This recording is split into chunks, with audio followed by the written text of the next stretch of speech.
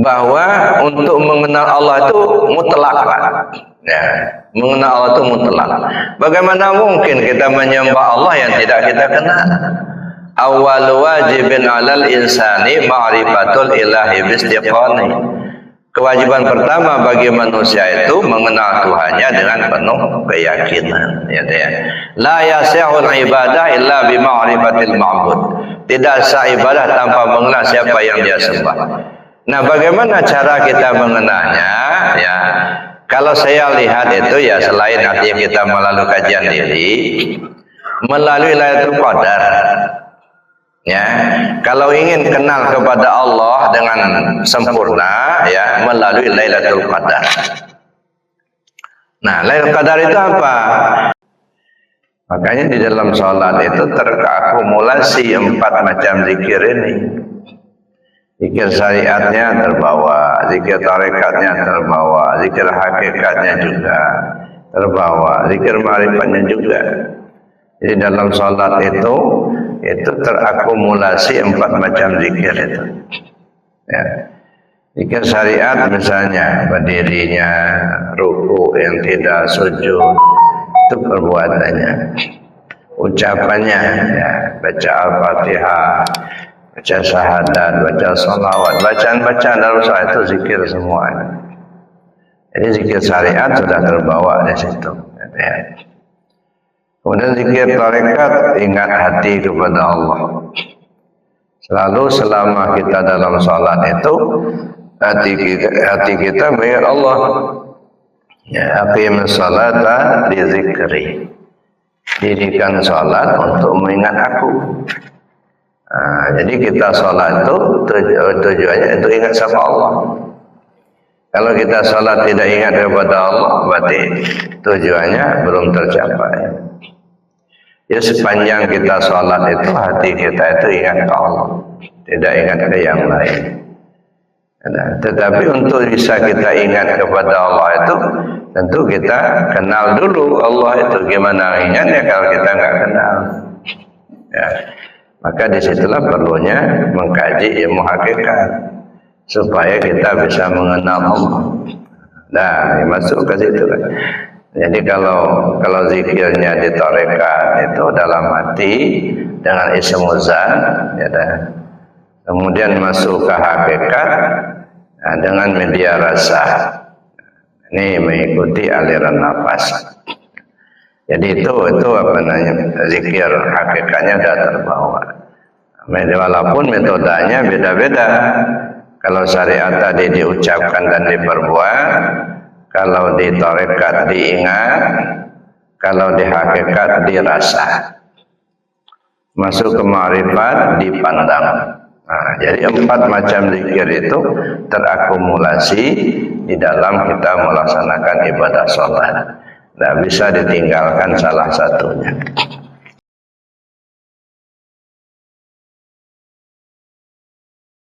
Bapak Ibu yang saya hormati, seperti yang sudah kita bicarakan di awal dulu, bahwa kajian di dalam Islam itu ada syariat, ada tarekat, ada hakikat, ada ma'rifat. Walaupun mungkin tidak semua orang mau menerima pembagian-pembagian tersebut, tapi itulah kenyataannya bahwa diri kita ini ada 4 lapis, ya, jasmani, kemudian ada hati, ada nyawa, ada rahasia. Di mana keempat lapis diri kita itu dibina dengan 4 bidang ilmu tadi.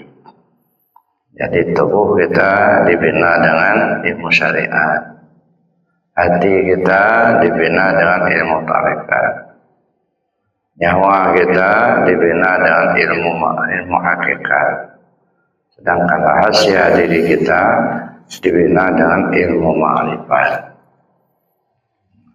Nah, setelah diri kita yang 4 lapis terbina dengan sempurna, maka disebut kita itu insan kamil, manusia yang sempurna kembalinya kepada Allah. Nah, memperhatikan hal seperti itu jelas bahwa pembelajaran tentang tasawuf itu sangat diperlukan. So, kalau kita kelompokkan syariat dengan tarekat disebut syariat, hakikat dan ma'rifat disebut hakikat. Jadi artinya ada 2 bidang, ada syariat, ada hakikat, ada zahir, ada batin, ada jasmani, ada rohani. Kenapa saya ulang ini? Artinya kita bertegas ini, karena sampai sekarang ini masih saja ada yang tidak respon dengan kajian tasawuf. Seolah-olah kajian tasawuf itu ya kajian mengada-ada. Ya. Bahkan ada yang berpaham bahwa tasawuf itu bid'ah dan lain sebagainya. Jadi kita tidak perlu terpancing dengan ungkapan-ungkapan seperti itu. Kenapa? Karena apa yang mereka tuduhkan belum tentu juga benar. Ya, kenapa saya katakan demikian? Karena mereka juga belum mempelajari ilmu tasawuf itu dengan sempurna. Nah, jadi kalau kita akan mengikuti pendapat-pendapat yang nada-nada sumbang terhadap tasawuf, nah, mereka sesat, kita juga tersesat. Nah, akhirnya timbullah yang disebut dhalun mudhillun, sesat dan menyesatkan. Nah, kadang-kadang ketidaktahuan orang itu mencari jalan pembenaran dengan menyalahkan orang lain. Nah, itu juga kita harus berwaspada, harus berhati-hati. Tapi yang jelasnya Bapak Ibu ya, 4 bidang diri kita tadi itu dibina dengan 4 bidang ilmu itu. Syariat dibina dengan membina tubuh kita, tarekat membina hati kita, hakikat membina nyawa kita, ma'rifat membina rahasia diri kita. Tujuannya apa? Supaya sempurna kembali kepada Allah. Nah, sebab jelas diri kita ini dan kita semua dan bahkan manusia ini semuanya tentu kembali ke asal, inna lillahi wa inna ilaihi raji'un. Asalnya dari Allah, masih pulang ke Allah. Jadi untuk bisa kita pulang kepada Allah itu harus kita membina diri kita ini. Jangan sampai kita beranggapan kita sudah sampai kepada Allah, tapi ternyata perjalanannya masih jauh. Kenapa? Karena yang kita ubek-ubek itu urusan syariat melulu. Sahabat halal haram, dosa pahala, surga neraka, itu aja. Sedangkan Allah itu ya ghaibul ghuyub, maha ghaib.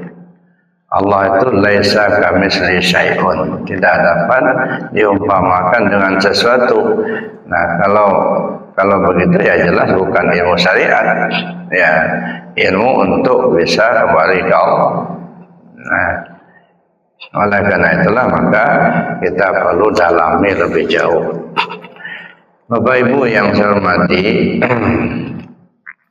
kalau ilmu syariat itu kajiannya pembinaan tubuh, maka tidak heran kalau ya ilmu syariat itu selalu bicara tentang sah dan batal, halal dan haram, dosa pahala, yang pada akhirnya surga neraka. Saya mungkin sudah terlalu sering menyampaikan ya, syariat itu kerja tubuh. ya, baik yang diucapkan maupun yang diperbuat. Jadi asal diperbuat dan diucapkan itu ilmu syariat.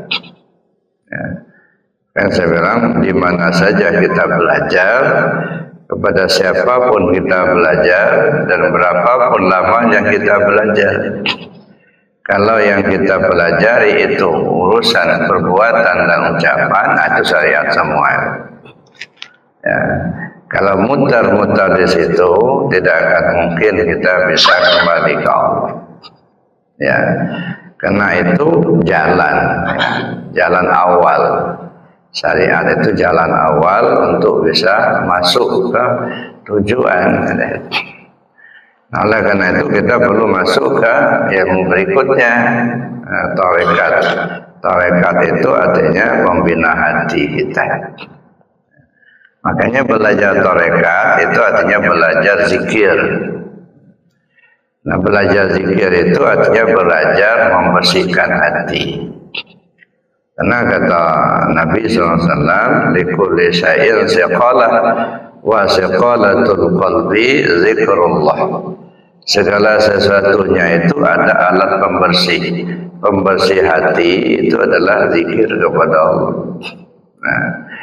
Nah, belajar cara berzikir, itu ilmu tarekat. Jadi ilmu tarekat itu belajar cara berzikir, belajar cara membersihkan hati.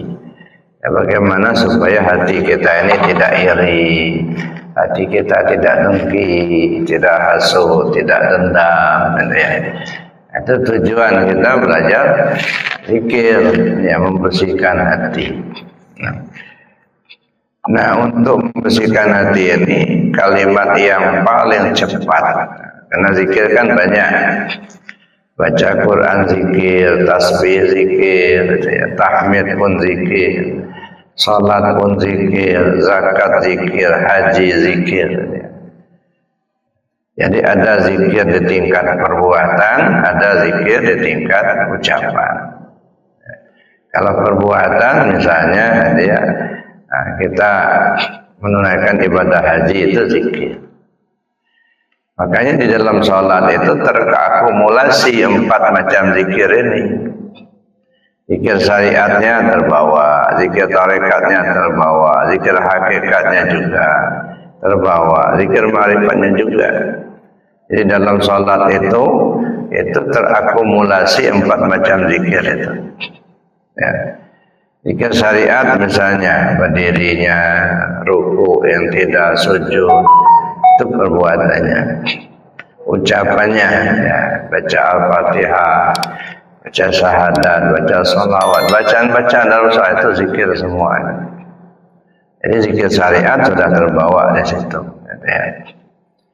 Kemudian zikir tarekat, ingat hati kepada Allah. Selalu selama kita dalam sholat itu hati kita mengingat Allah. Ya, aqimus sholata li dzikri. Dirikan sholat untuk mengingat aku. Jadi kita sholat itu tujuannya untuk ingat sama Allah. Kalau kita sholat tidak ingat kepada Allah, berarti tujuannya belum tercapai. Ya, sepanjang kita sholat itu hati kita itu ingat ke Allah, tidak ingat ke yang lain. Nah, tetapi untuk bisa kita ingat kepada Allah itu tentu kita kenal dulu Allah itu. Gimana ingatnya kalau kita nggak kenal? Ya, maka disitulah perlunya mengkaji ilmu hakikat supaya kita bisa mengenal Allah. Nah, masuk ke situ kan. Jadi kalau zikirnya di tarekat itu dalam hati dengan ismuzan, ya dah. Kemudian masuk ke hakikat dengan media rasa. Ini mengikuti aliran nafas. Jadi itu apa namanya, zikir hakikatnya sudah terbawa. Walaupun metodenya beda-beda. Kalau syariat tadi diucapkan dan diperbuat, kalau di tarekat diingat, kalau di hakikat dirasa. Masuk ke ma'rifat dipandang. Nah, jadi 4 macam zikir itu terakumulasi di dalam kita melaksanakan ibadah sholat. Tidak bisa ditinggalkan salah satunya. Dalam rangka kita membersihkan hati tadi, yaitu dengan belajar tarekat, belajar zikir, gitu ya. Maka zikir yang paling cepat untuk membersihkan hati itu afdalu zikir fa'lam annahu la ilaha illallah. Nah ini kalimat yang teragung. Sebagaimana dinyatakan Nabi SAW, afdalu ma qultu ana wa nabiyyuna min qabli la ilaha illallah. Kalimat teragung yang kusampaikan dan disampaikan oleh Rasul sebelum aku itu adalah la ilaha illallah.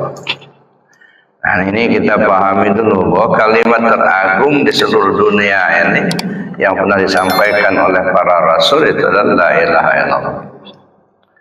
Bahkan dengan kalimat la ilaha illallah inilah neraka itu dibuat, ya, surga itu dibuat. Jadi surga itu dibuat untuk orang yang menerima la ilaha illallah. Neraka itu dibuat untuk orang yang menolak la ilaha illallah. Jadi begitu pentingnya kalimat ini. Dan kalimat la ilaha illallah inilah juga yang disebut dengan miftahul jannah. Ya, miftahul jannah itu adalah kalimat la ilaha illallah. Dan yang kalimat la ilaha illallah itu juga lah yang jaminan, yang menjadi jaminan dari Rasul untuk masuk surga. Ya. Man qala la ilaha illallah akhiru kalamihi dakhalal jannah. Siapa orang yang akhir kalamnya menyebut la ilaha illallah, maka dia masuk surga. Jadi walaupun kita hafal Al-Quran, ya ketika kita akan meninggal sedang baca Al-Quran, apakah sudah ada jaminan untuk masuk surga? Secara hadis belum ada.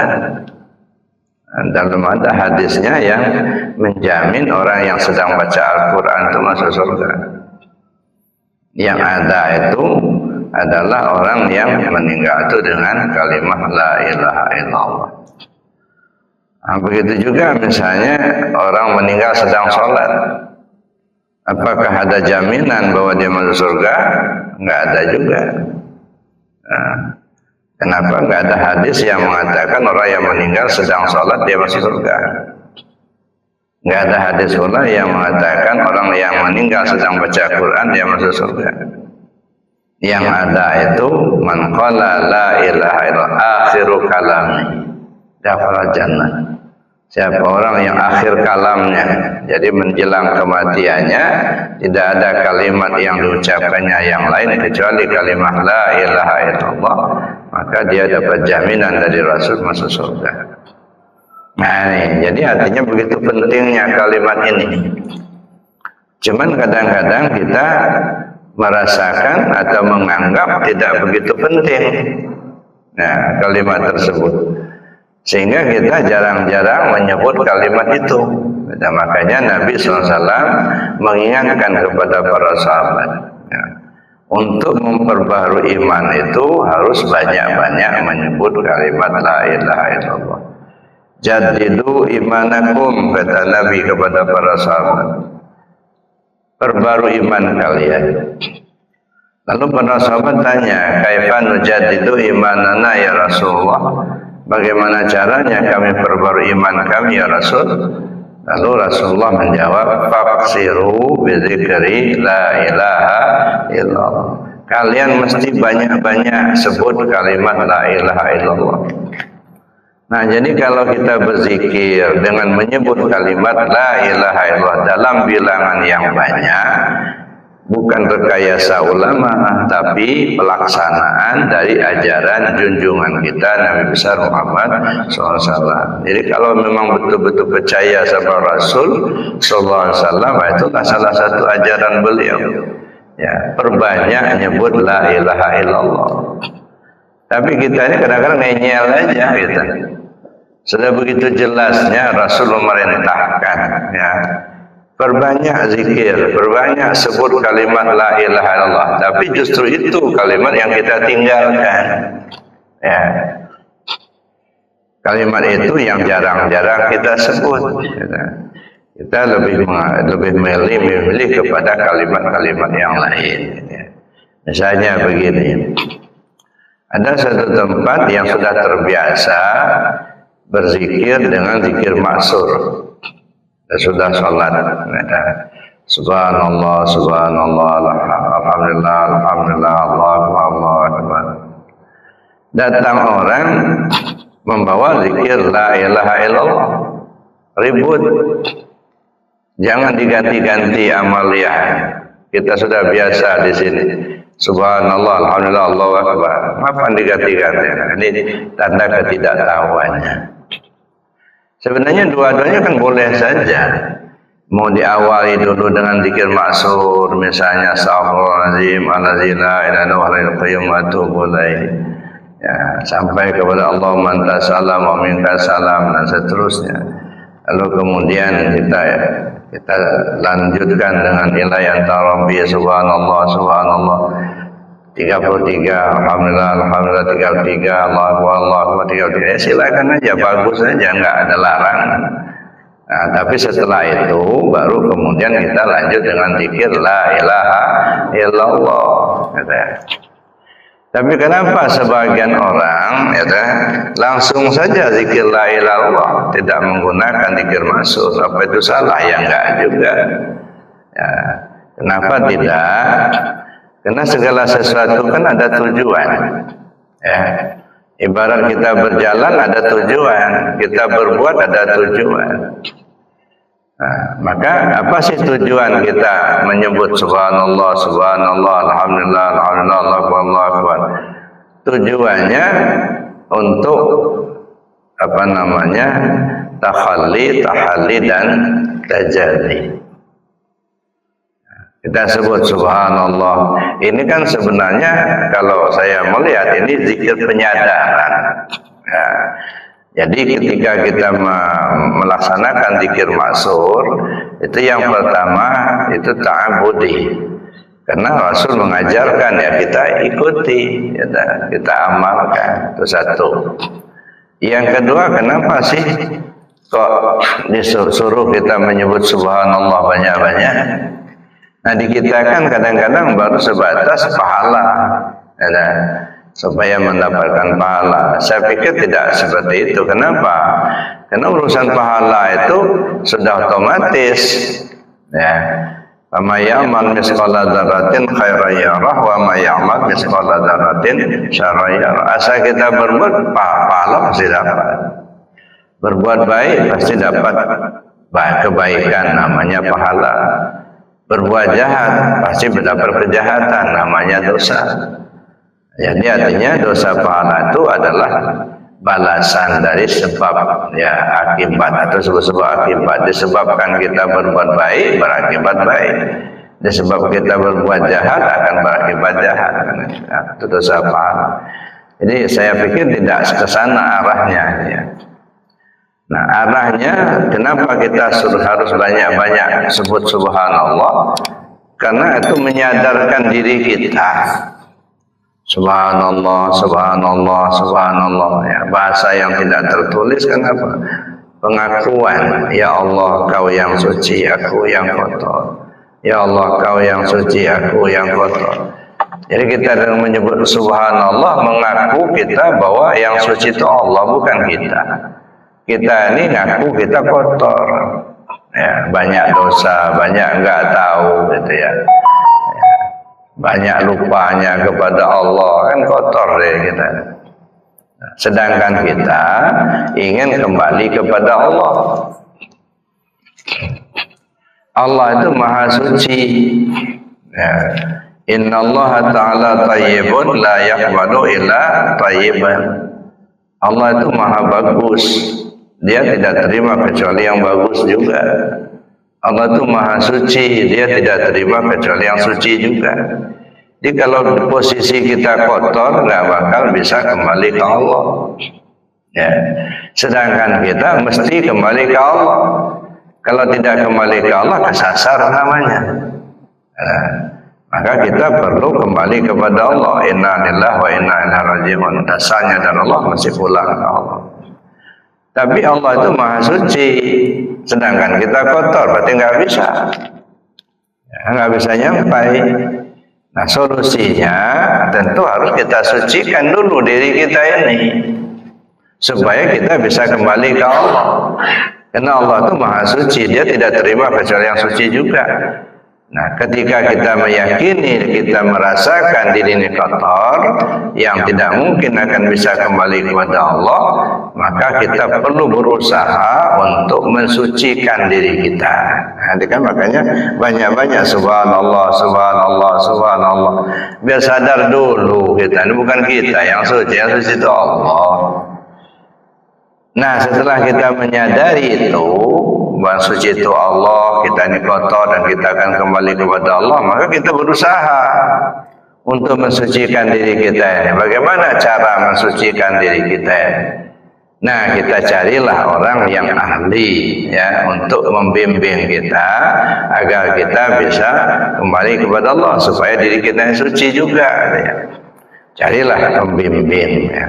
Kita belajar bagaimana cara mensucikan diri kita. Ketemu seorang pembimbing, ya, kita diajarkan bagaimana cara mensucikan diri. Mensucikan diri dari hadas dan najis pakai air. Hadas besar mandi, hadas kecil wudu, gitu ya. Mensucikan najis, terbuang bendanya, bau dan rasa. Itu tingkat pertama. Nah, lalu naik ke tingkat kedua, ya, mensucikan anggota tubuh zahir, mata, telinga, hidung, mulut, tangan, kaki, perut, dan kemaluan. Nah, karena anggota tubuh zahir ini kadang-kadang digunakan untuk berbuat baik, kadang-kadang digunakan berbuat tidak baik. Ketika kita gunakan berbuat baik, maka kita dapat pahala. Ketika kita gunakan berbuat tidak baik, maka kita mendapat dosa. Nah, membersihkannya pakai apa? Istighfar dan taubat. Nah, bukan pakai air. Membersihkan anggota tubuh zahir yang 8 macam ini harus pakai istighfar dan taubat. Nah, itu bukan pakai air ya. Nah, bagaimana cara kita bertaubat? Ya, istighfar itu artinya minta kepada Allah supaya bekas dari perbuatan maksiat yang pernah kita lakukan itu dihapus oleh Allah. Jadi, kalau istighfar itu minta bekasnya dihapus. Ya. Kalau taubat itu, ya, minta kepada Allah supaya ada kemampuan kita untuk menjaga. Dijaga alat itu jangan lagi digunakan untuk berbuat yang tidak baik tadi. Jadi ada upaya kita menjaga, jaga mata, jaga telinga, jaga mulut, jaga tangan, jaga kaki. Jadi walaupun kita ya banyak istighfar, astaghfirullahaladzim, tapi kita tidak ada upaya menjaganya itu, ya akan terulang lagi. Ya, jadi kalau istighfar itu minta kepada Allah supaya bekasnya itu dihapus oleh Allah. Nah, kalau taubat itu diberi kemampuan untuk menjaga, nah, supaya alat ini tidak lagi digunakan untuk berbuat tidak baik, gitu ya. Nah, itu tingkat awalnya. Nah, kalau untuk tingkat lanjutnya apa itu taubat itu? Mengembalikan, ya. Mengembalikan alat ini kepada Allah, ya, sehingga tidak lagi kita akui sebagai milik kita. Nah, ketika kita tidak lagi mempunyai alat itu sudah punya Allah, maka tidak mungkin kita akan gunakan berbuat tidak baik, gitu ya. Ini bahasa zahirnya itu menjaga, gitu ya. Nah, tapi bahasa hakikatnya apa? Mengembalikan alat itu kepada yang punya, ya. Kembalikan pada yang punya. Itu Allah Subhanahu wa taala. Tapi intinya supaya kita mudah memahami itulah menjaga. Jaga mulut, jaga mata, jaga telinga, jaga tangan, jaga kaki. Nah, maka saya bilang tadi, kalaupun kita selalu astaghfirullahaladzim, allazi la ilaha illallah wa atubu ilaih, itu kan ucapan. Nah, ucapan kita mohon kepada Allah, katanya. Nah, tetapi dalam prakteknya ada enggak ya upaya kita menjaga itu alat itu supaya tidak digunakan lagi. Ini kan kadang-kadang cuma ucapan saja yang tersebut, tapi nggak ada upaya. Nggak ada upaya kita untuk menghindarkan ya anggota-anggota ini dari berbuat yang tidak baik, gitu ya. Nah makanya ada istighfar dan taubat. Istighfar minta supaya bekasnya dihapus, taubat itu artinya ada upaya kita untuk menjaga, jangan sampai kita gunakan lagi untuk berbuat tidak baik. Itu yang kedua.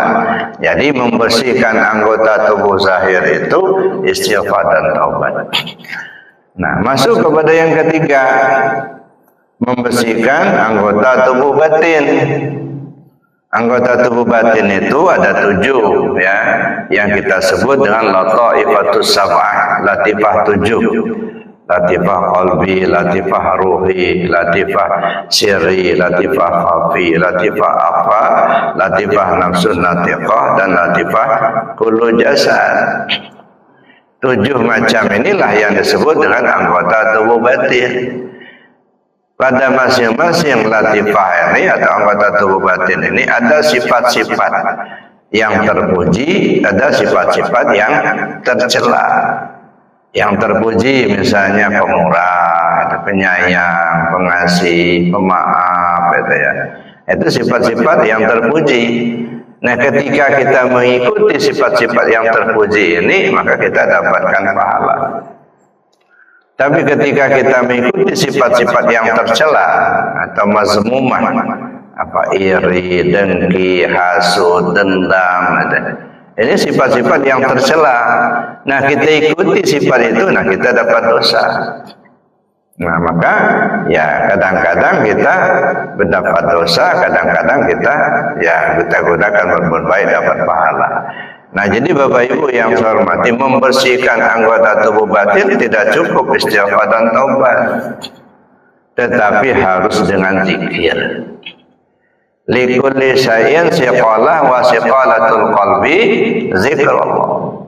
Segala sesuatunya ada alat pembersih hati itu zikir kepada Allah. Nah, makanya kita amalkan zikir, gitu ya. Semakin banyak kita amalkan zikir, insya Allah semakin cepat hati kita bersih. Ya, jadi walaupun kita dengar ceramah terus, gitu ya, tidak boleh iri, tidak boleh dengki kita, ya ribuan kali kita dengar ceramah, tapi tidak ada upaya untuk membersihkannya, ya tetap saja kotor, Pak. Dulu pernah saya ilustrasikan contoh, gitu ya. Kita punya kebun, ya, yang kita tanam cengkeh. Ternyata yang tumbuh di kebun kita itu bukan hanya cengkeh, alang-alang ikut tumbuh, gitu ya. Rumput-rumput yang kita tidak butuhkan tumbuh juga, gitu. Nah, kalau saja alang-alangnya itu sudah lebih tinggi daripada cengkehnya, itu alamat cengkehnya bisa mati. Ada orang lewat, wah ini alang-alangnya kalau dibiarkan cengkehnya mati nanti. Oh ya, makasih. Lewat lagi satu orang, wah alang-alangnya kalau dibiarkan bisa mati nanti. Ya, makasih. Ratusan orang, bahkan mungkin ribuan orang menyampaikan seperti itu. Kalau dibiarin aja, nggak akan bersih, nggak. Itu mah informasi. Nah, mestinya setelah kita dapat informasi, ambil aksi.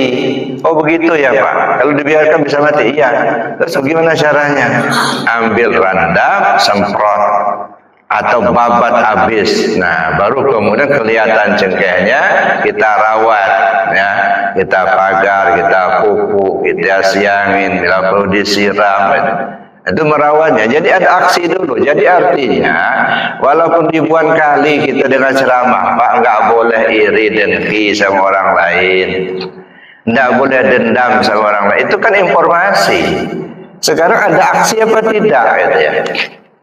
Jadi kalau dengan ceramah kita hanya sebatas itu dari SD kita, katakan dari TK, kata ibu guru jangan iri sama kawan sebangku, ya Bu.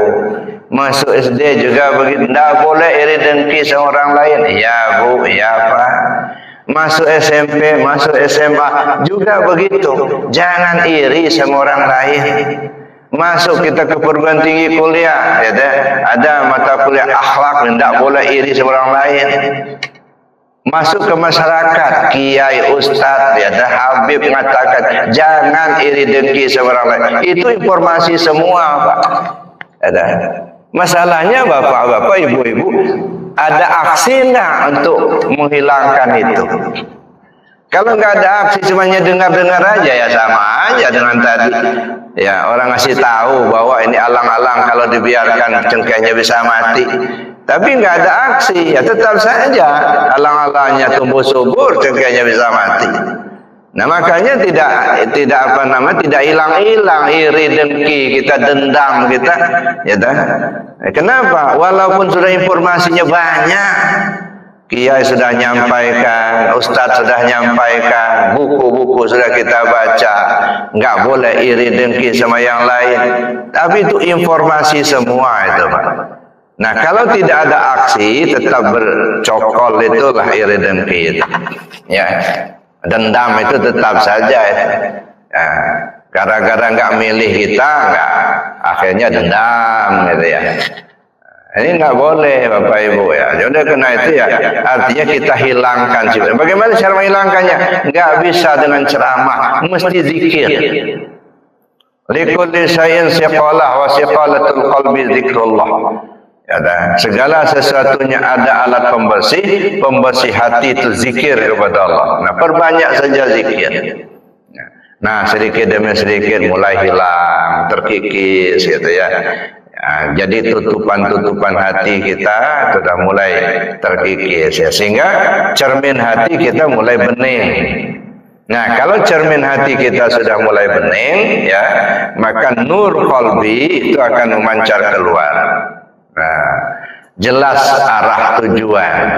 Ya, tidak lagi ada iri, tidak ada lagi dendam, tidak ada lagi dengki gitu ya. Nah, itu jadi membersihkan itu pakai zikir. Nah, makanya saya bilang tadi, walaupun ceramah-ceramah terus kita dengar, tidak beriri dengki, kalau nggak ada aksi tetap saja. Ya, nah, karena itu sifatnya informasi. Ya. Nah, sekarang kita mau membersihkan itu, ya. Lalu kemudian naik kepada yang berikutnya, membersihkan ruh Rabbani. Ya, itulah diri kita yang sebenar diri. Ruh Rabbani, ruh kita itu. Nah, ruh kita ini masih terselubung ini, ya dah. Dulunya suci bersih ketika turun ke bumi, ya dah. Tapi kemudian setelah kita berada di bumi ini, mulai terkontaminasi dengan dunia yang fana ini, ya, tergoda oleh iblis, ya, sehingga lupa kita jalan pulang kepada Allah, tak tahu lagi kemana arah hidup ini, kemana diri ini akan dibawa. Kenapa? Karena masih ya tertutup tadi.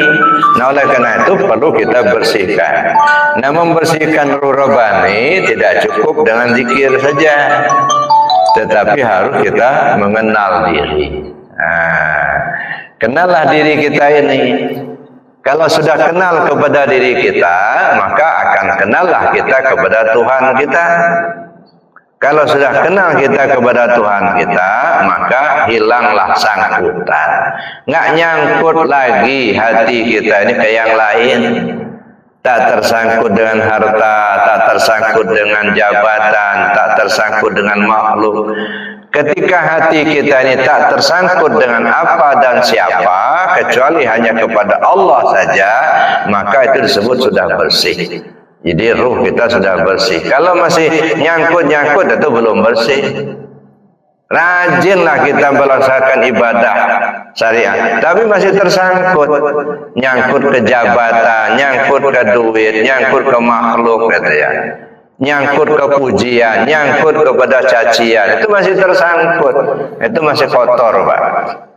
Nah, supaya bersih bagaimana? Kenali diri. Jadi membersihkan ruh Rabbani itu dengan cara mengenal diri. Nah, ada 4, membersihkan hadas dan najis pakai air, membersihkan anggota tubuh zahir pakai istighfar dan taubat, membersihkan anggota tubuh batin pakai zikir. membersihkan ruh rohani dengan cara mengenal diri. Nah, setelah kita ketemu itu, ya ketemu guru yang bisa membimbing sehingga kita pun terarah, bersyukurlah kita kepada Allah. Maka kita ucap alhamdulillah, alhamdulillah, alhamdulillah, kan gitu. Ya. Nah, setelah kita mendapatkan, kita sudah bersyukur, mau kita apakan? Laksanakan dalam kehidupan, pakai, jangan hanya sekedar diketahui, pakai. Maka kita pakai Allahu Akbar, Allahu Akbar, Allah. Jadi makanya saya bilang tadi itu zikir penyadaran, ya. Ada yang lebih singkat, ya, tahalli, tajalli, ini secara umum, ya, subhanallah, subhanallah, alhamdulillah, alhamdulillah, Allah akbar, Allah akbar. Itu menghimpun tahalli, dan tajalli metode umum, ya, secara umum, ya. Tapi ada metode khusus yang lebih singkat, lebih cepat, la ilaha illallah, ya. Nah, mau dipakai dua-duanya silakan saja. Kadang-kadang jalan tikus, kadang-kadang masuk jalan tol, ibarat orang jalan itu ya. Ya silakan aja. Nah, ada yang kepingin jalan tol terus gitu ya. So kalau jalan tikus nanti jalan umum nanti apa namanya agak lambat. Udah jalan tol aja. La ilaha illallah, langsung saja, enggak masalah. Ya, jadi mau dipakai dua-duanya silakan. Mulai dari subhanallah, alhamdulillah, Allahu akbar, lalu kemudian zikir la ilaha illallah, ya boleh. Mau langsung la ilaha illallah saja, ya enggak masalah. Ya, jadi tidak dipertentangkan. Ini kan karena kita enggak tahu, kadang-kadang jadi masalah. Di masjidnya sudah biasa nyebut subhanallah, alhamdulillah, Allahu akbar, jangan diganti-ganti zikirnya. Ini kan menunjukkan ketidaktahuan kita. Ya, boleh saja, silakan mau pakai dulu subhanallah, alhamdulillah, Allahu akbar, selesai itu baru tarik zikir, ya la ilaha illallah. Atau langsung saja masuk ke jalan tol aja, nggak usah pakai jalan umum begitu ya, tidak masalah. Jadi itu artinya tergantung bagaimana kita memakainya. Tapi yang jelas arahnya supaya bisa kita kembali ke Allah. Ya, baik dengan zikir masyhur maupun zikir dengan kalimat thayyibah ini tujuannya agar bisa kita kembali ke Allah. Jadi kalaupun kita sering mengamalkan itu tapi hati kita nggak kenal Allah, hati kita nggak merasa dekat kepada Allah. Sudah sering kita sebut subhanallah, alhamdulillah, akbar, tapi kita masih gontok-gontokan juga, masih dendam kesumat juga, kan belum ada hasilnya. Ya.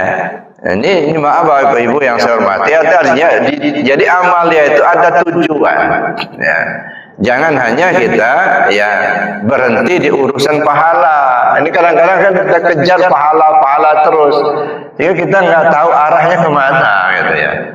Nah, tujuannya kita singkirkan, kita abaikan, yang terbayang di kita adalah pahala. Saya sudah katakan, pahala itu sebab akibat. Tidak usah kita minta, pasti akan dikasih. Ada kebaikan-kebaikan tadi. Faman ya'mal misqala dzarratin khairan yara, faman ya'mal misqala dzarratin syarran yara. Ya udah, perbanyak saja berbuat baik, hindarkan berbuat jahat. Sudah itu aja. Ya, mau dikasih pahala sama Allah atau tidak itu urusan Allah. Enggak usah pula kita merengek-rengek minta pahala itu ya. Yang tadi dijanjikan sama Allah gitu ya. Nah, tugas kita bagaimana kita menjalani hidup ini supaya bisa kembali kepada Allah dengan selamat. Ya itu aja. Ya, jadi upaya yang kita lakukan adalah bisa kembali ke Allah dengan selamat. Ya, so Allah nggak butuh pahala, itu enggak. Ya, kita puji Allah, Allah nggak untung kok. Nggak mau kita menyembah Allah, Allah juga nggak rugi.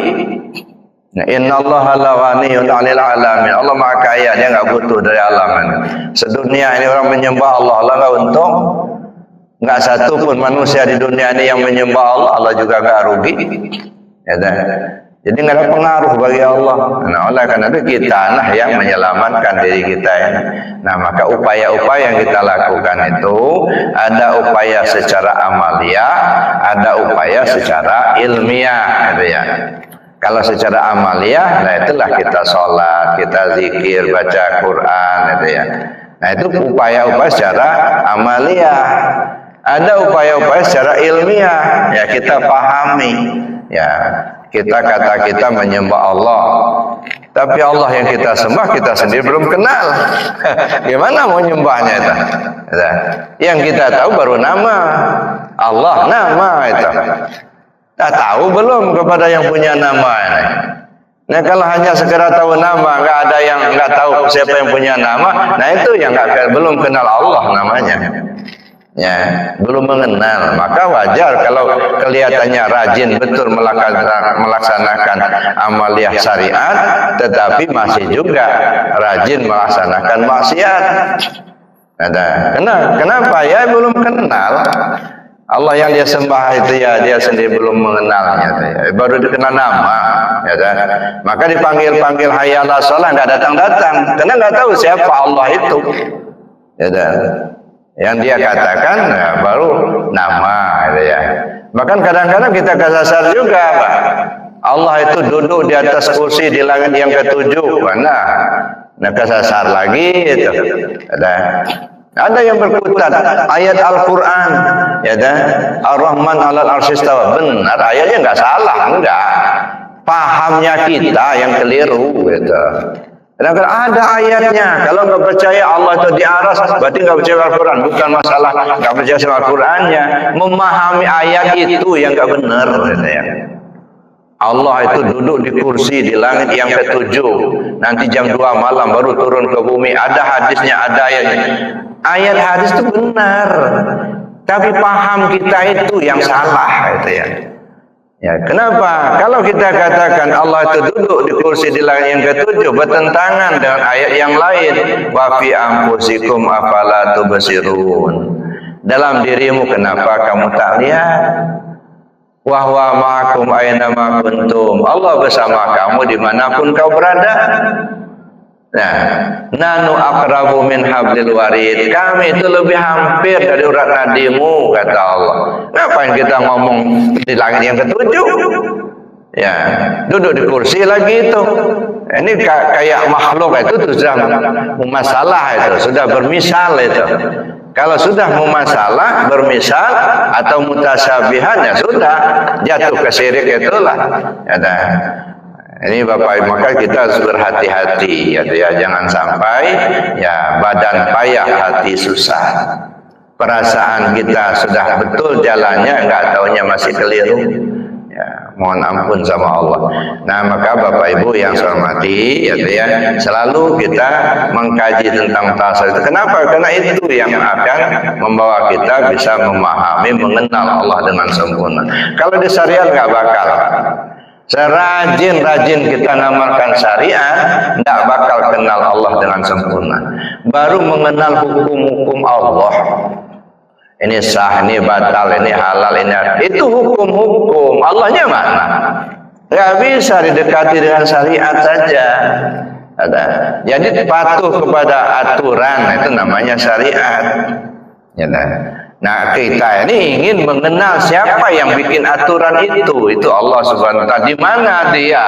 Nah, ini yang perlu dikaji. Nah, kajinya itu mesti pakai ilmu tasawuf. Nggak bisa dengan yang lain, gitu ya. Ya, kenapa? Karena Allah itu maha ghaib. Ya, nggak bisa dilihat oleh mata kepala. Nggak boleh dibayang-bayangkan kayak begini, kayak begitu, enggak. Gitu. Tapi kita harus mengenal, gitu ya. Nah, salah satu contohnya mengenal itu gimana? Ya. Bapak Ibu misalnya sudah makan nasi, ya, dah tahu betul nasi. Nah, kita di sini. Orang lain yang makanan pokoknya bukan nasi, katakanlah gandum segala macam, dia nggak tahu rasa nasi itu seperti apa. Ya. Lalu kemudian dia bertanya kepada kita, ya, apa makanan pokoknya di sana? Oh, beras. Itu kita makan nasi. Ya. Apa rasanya nasi? Nah, boleh bisa kita ceritakan. Nah, lalu kita ajak dia, ayo kita makan nasi dulu. Ya. Begitu dia makan, oh begini rasanya nasi. Nah, baru dia tahu rasa nasi itu seperti itu. Jadi untuk mengenal rasa nasi itu nggak bisa dengan cerita. Ya, habis waktu kita bercerita tentang rasa nasi nggak bakal paham. Karena beda. Misalnya rasa nasi itu hambar. tepung hambar juga. Beda apa sama hambar tepung sama nasi? Oh beda, apa bedanya? Coba cerita. Nggak bisa juga. Oh nasi itu agak manis-manis sedikit. Manis-manis seperti apa? Pisang kan ada manis-manisnya juga. Sama apa beda pisang manisnya pisang dengan manisnya nasi? Oh beda, apa bedanya? Coba cerita. Nggak akan bisa. Nah begitulah kita. Jadi awal mulanya kita kenal nasi itu dari beras, beras itu dari padi. Nah setelah kita dapat padi, kita tumbuk jadi beras, beras kita masak jadi nasi. Itu mengenal nasinya, tapi mengenal rasa nasi, nah ini nggak bisa. Harus makan nasi itu sendiri. Nah kita kadang-kadang berkutat tentang cara menanamnya, cara numbuknya, gitu, cara masak berasnya. Baru di situ kita untuk bertengkar di situ. Tapi belum pernah merasakan rasa nasi itu apa sih? Nah oleh karena itulah Bapak Ibu yang saya hormati, ada ulama tasawuf mengatakan man lam yadhuq lam ya'rif. Yang belum pernah merasakan dia nggak bakal tahu. Hanya cerita demi cerita. Dan oleh karena itulah maka perlu kita amalkan supaya bisa kita merasakan gitu. Kalau kita nggak ngamalkan dengan cerita, nggak bisa kita merasakan. Amalkan zikirnya, gitu ya. Zikir jaharnya amalkan, zikir HP-nya amalkan, gitu ya. Supaya bisa kita merasakan tadi. Nah, kalau sudah merasakan kenikmatan kita dalam berzikir, ya walaupun disuruh berhenti nggak bakal mau. Tinggalkan zikir, nggak akan mau nggak. Nah, udah tahu dia nikmatnya zikir itu. Tujuan zikir udah tahu gitu ya. Tapi kalau belum tahu nikmatnya zikir, belum tahu tujuan zikir, itulah diajak-ajak aja nggak mau-mau juga ngamalin itu. Kenapa? Ya memang nggak tahu arahnya kemana. Ya, akhirnya jadi pertengkaran aja. Oleh karena itu Bapak Ibu yang saya hormati, mudah-mudahan kita diberi petunjuk oleh Allah Subhanahu wa taala. Amin. Allahumma amin. Namun sebelum kita akhiri, silakan kalau ada yang ingin kita diskusikan. Sementara saya akhiri dulu. Assalamualaikum warahmatullahi wabarakatuh. Memang kebanyakan kita kan masih seperti itu. Baru sebatas nama, ya. Siapa Tuhanmu? Allah. Setiap orang Islam pasti kalau ditanya siapa Tuhan? Allah. Bahkan orang akan masuk Islam kan yang dibutuhkan ya secara umum saja dulu. Kamu percaya Allah itu Tuhan? Percaya. Kamu percaya bahwa Nabi Muhammad itu Rasulullah? Percaya, ya sudah syahadat, itu kan? Itu kan secara umumnya dulu. Makanya iman itu ada iman ijmali, ada iman tafsili. Kalau iman ijmali itu artinya secara umum, iman tafsili secara rinci, gitu ya. Nah, sudah tahulah kita nama Allah itu kan banyak, Pak. Ya, yang kita sebut Asmaul Husna, 99 nama Allah, Ar-Rahman, Ar-Rahim, Al-Quddus, itu nama Allah semua itu. Ya. Nah, jadi Allah itu sebuah nama, ya. Nah, yang perlu kita kenali itu justru yang punya nama. Ya, siapa yang bernama Allah itu? Maka kita mencari atau untuk mengenal Tuhan, mengenal Allah itu, yaitu harus kita mengenal diri kita. Mencari Tuhan di luar diri kita enggak bakal ketemu, ya dah, enggak bakal ketemu, ya dah. Bahkan keliling dunia cari Tuhan enggak bakal ketemu. Walaupun puluhan tahun kita tinggal di Mekah, tinggal di Arab sana, Mesir sana, ya kalau hanya ya mengenal lewat buku nggak bakal ketemu. Ya, mengenal Allah itu mesti lewat kajian diri. Kan sudah jelas-jelas Allah katakan wa fi anfusikum afala tubsirun. Dulu pernah saya katakan, gitu ya. Mungkin sudah berulang kita kaji, gitu ya. Bahwa untuk mengenal Allah itu mutlak, Pak. Ya, mengenal Allah itu mutlak. Bagaimana mungkin kita menyembah Allah yang tidak kita kenal? Awal wajibin 'alal insani ma'rifatul ilahi bistiqani. Kewajiban pertama bagi manusia itu mengenal Tuhannya dengan penuh keyakinan, ya. La yasihul ibadah illa bi ma'rifatil ma'bud. Tidak sah ibadah tanpa mengenal siapa yang dia sembah. Nah, bagaimana cara kita mengenalnya? Ya, kalau saya lihat itu ya selain artinya kita melalui kajian diri, melalui Lailatul Qadar. Ya, kalau ingin kenal kepada Allah dengan sempurna, ya, melalui Lailatul Qadar. Nah, Lailatul Qadar itu apa? Lailatul Qadri khairum min alfi syahrin. Lailatul Qadar itu lebih baik daripada 1000 bulan. Ya, kapan terjadinya Lailatul Qadar? Bersungguh-sungguhlah kamu mencari Lailatul Qadar itu di 10 terakhir malam yang ganjil, kata Nabi. Nah, secara syariat lahiriah jelas di bulan Ramadan 10 terakhir malam yang ganjil. Makanya kita selalu berlomba-lomba meningkatkan ibadah kita di malam ganjil di bulan Ramadan. Bagus, itu amalia. Tapi coba kita pahami lebih jauh. Kenapa amalia semalam kok lebih baik daripada 1000 bulan? Ini bukan urusan pahala menurut saya. Ini kualitas ibadahnya yang berbeda.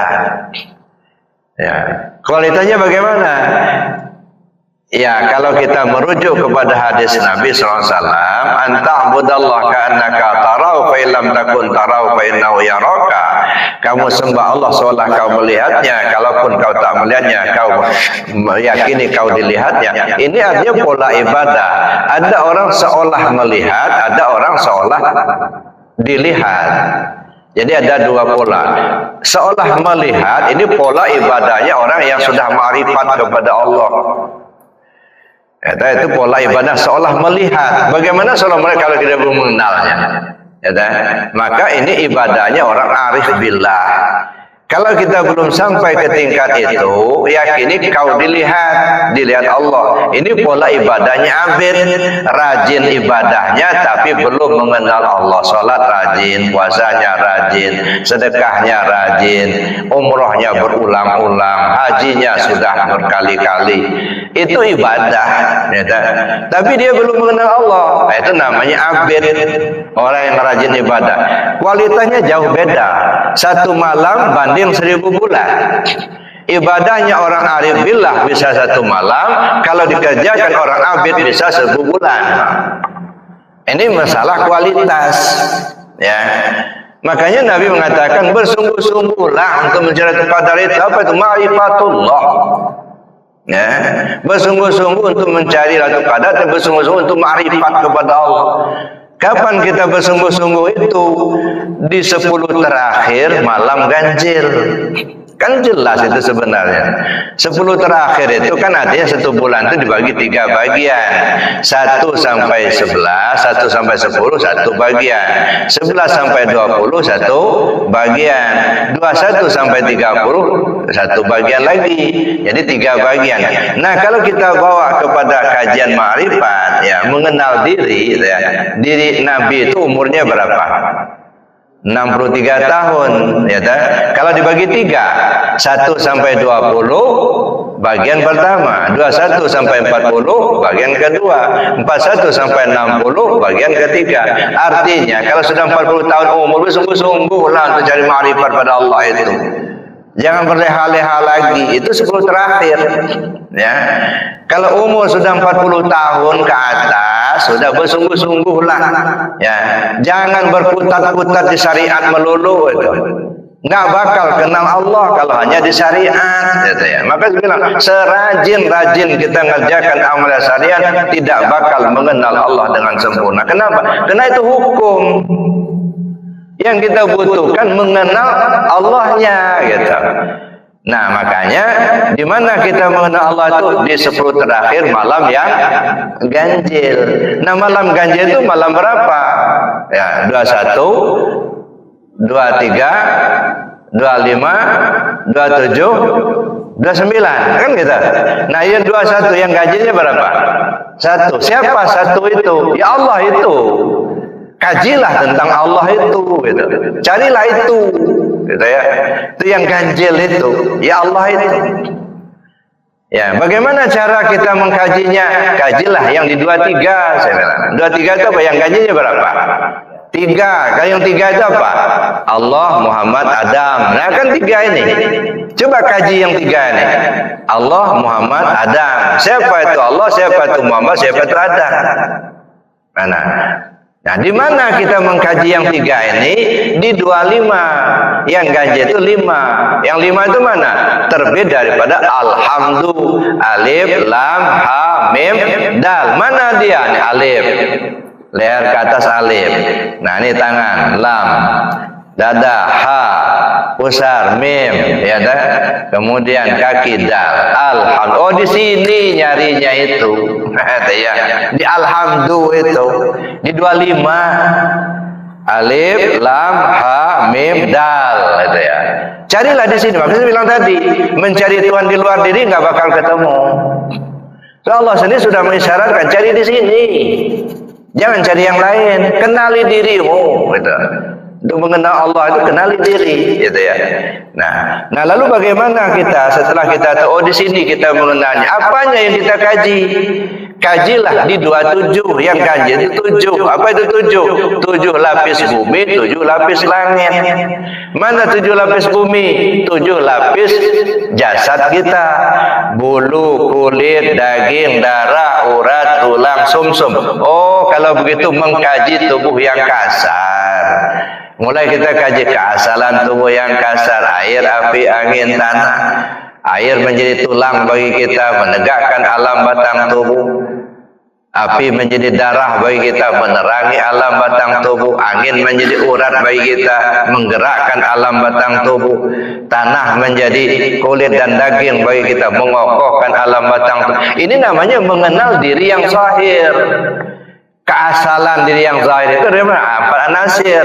Air, api, angin, tanah tadi. Tanah berasal dari air, air berasal dari angin, angin berasal dari api, api berasal daripada Nur Muhammad. Oh, ke sana arahnya. Nur Muhammad itu siapa? Dari mana dia? Gitu. Nah, kita telusuri lebih jauh. Baru kita mengenal, oh siapa diri kita yang sebenarnya. Lalu kaji lagi 7 lapis langit. Apa 7 lapis langit itu? Nyawa yang 7 lapis, 7 macam. Ada ruh hewani, ada ruh nabati, ada ruh ruhani, ada ruh jismani. Ada 7 macam itu. Artinya apa? Keasalan tubuh yang batin. Wujud ilmu nur suhud. Ya, asal tubuh yang batin, wujud ilmu nur syuhud. Nah, wujud ilmu nur syuhud ini siapa ini? Dari mana asalnya? Asalnya dari Nur Muhammad juga. Nur Muhammad dasarnya dari mana? Dari Nur Zat Allah. Kalau begitu, tubuh zahir dan tubuh batin berasal daripada Nur Muhammad. Nur Muhammad asalnya daripada Nur Zat Allah. Oh, kalau gitu dari sana kita berasal. Nah, barulah kita, apakah ada kita ini? Hakikatnya nggak ada. Kenapa? Karena dia hanya ada. Nah, hanya ada dia. Ya, semuanya berasal dari dia. Dari Allah. Allah ya menampakkan diri atau bertajalli kepada Nur Zat. Nur Zat menampakkan diri lagi kepada Nur Muhammad dan seterusnya. Nah, kajilah diri. Jadi kalau ditanyakan tadi bagaimana cara mengenal Allah itu? Ya, kenallah di diri. Ya, kalau kita tidak mengenal diri kita, ya, bagaimana kita akan mengenal Tuhan kita? Ya, jadi itu Bapak Ibu ya, terutama para jamaah yang di luar ya, di YouTube atau di TikTok ya, yang ditanyakan tadi bagaimana cara mengenal Allah, kenali diri. Nah, sehingga timbullah istilah dalam tasawuf, man arafa nafsahu faqad arafa rabbahu. Siapa orang yang sudah mengenal dirinya, kenallah dia kepada Tuhannya. Siapa orang yang sudah kenal pada Tuhannya, keluhlah lidahnya. Keluh lidah itu apa? Bukan nggak boleh ngomong, bukan nggak bisa ngomong, nggak bisa diomongin. Nah, seperti tadi, kalau orang nanya apa rasa nasi, keluh lidah, nggak bisa diceritakan. Ya, nah, maka oleh karena carilah guru yang ahli di bidangnya, sehingga kita betul-betul mengenal Tuhan kita itu dengan sempurna. Ya, jadi 4 bidang ilmu tadi yang saya katakan di awal itulah jalannya. Jangan berkutat kita di syariat melulu, Pak. Kita ini gitu tersangkut di situ. Ya, karena banyak bertengkar, yang bid'ah lah, yang kafir lah, ya Allah. Pada ini yang lebih penting ya, masuk ke dalam. Kalau betul-betul kita sudah mengenal masuk ke dalam, enggak ada lagi, Pak, insya Allah enggak ada lagi yang boleh membuli lagi. Kenapa? Karena kita tahu betul, ya, kamu adalah aku adalah kamu, katanya. Lahirnya kita ini berpisah, hakikatnya kita ini satu. Nah, contohnya apa? Ini warna hitam. Bapak Ibu melihatnya ini warna apa? Warna hitam. Kenapa kok bisa sama? Kan Bapak Ibu kan punya mata masing-masing. Kok bisa sama? Ini hitam semua melihatnya. Karena memang yang melihat itu cuma dia sendiri. Hanya dia yang bisa melihat. Kita nggak bisa melihat, enggak? Hanya basar Allah yang bisa melihat ini. Wajar kalau semua orang melihatnya ini hitam. Enggak ada yang melihat ini putih, enggak. Kenapa? Yang melihat cuma dia. Nah, itulah artinya zahirnya mungkin berbeda-beda, tapi hakikatnya satu. Ada saudara-saudara kita yang di luar itu saudara kita juga, walaupun kita belum pernah ketemu, gitu ya. Itu insya Allah kita satu provinsi, ya, sama-sama ingin menuju kepada Allah. Mudah-mudahan kita diselamatkan Allah. Amin, Allahumma amin. Saya kira itu Bapak Ibu, ya. Makasih. Baik Bapak Ibu, karena waktu yang sudah terbatas, ya. Terima kasih banyak atas perhatiannya, baik Bapak Ibu yang ada di masjid maupun Bapak Ibu, saudara-saudara, ayah bunda yang ada di luar, baik yang melalui TikToknya maupun yang melalui YouTube-nya, itu ya. Salam saya untuk Bapak Ibu semua. Assalamualaikum warahmatullahi wabarakatuh. Baik, mari kita tutup dengan doa dan kafarat majelis. Bismillahirrahmanirrahim. Allahumma inni astaudi'uka ma 'allamtani wardudhu ilayya inda hajati ilaihi wa la tansani ya rabbal alamin. Subhanakallahumma wa bihamdika asyhadu an la ilaha illa anta astaghfiruka wa atubu ilaik. Assalamualaikum warahmatullahi wabarakatuh.